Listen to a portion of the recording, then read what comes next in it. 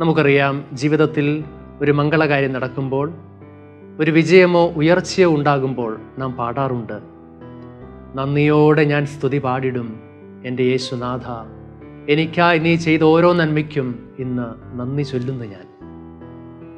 കാരണം നമ്മൾ ആഗ്രഹിച്ചതും പ്രാർത്ഥിച്ചതും എല്ലാം നമുക്ക് കിട്ടിയത് ദൈവത്തിൻ്റെ അനുഗ്രഹമാണെന്ന് നാം വിശ്വസിക്കുന്നു. അങ്ങനെയെങ്കിൽ ചെറുതും വലുതുമായ പ്രശ്നങ്ങളാൽ നമ്മുടെ മനസ്സ് അസ്വസ്ഥമാകുമ്പോൾ, നമ്മുടെ പരിശ്രമങ്ങളും അധ്വാനങ്ങളും ഫലം കാണാതെ വരുമ്പോൾ, ദൈവത്തിൻ്റെ സാന്നിധ്യം നമുക്ക് ഒരു കെട്ടുകഥയായി മാറുന്നുണ്ട്. ഈശോയുടെ തിരുപ്പിറവിയുടെ 2025 ജൂബിലി വർഷത്തിലെ ക്രിസ്മസ് ആഘോഷിക്കുമ്പോൾ ഇതിൻ്റെ ആപ്തവാക്യം തന്നെ പ്രത്യാശ നമ്മെ നിരാശരാക്കുന്നില്ല എന്നതാണ്.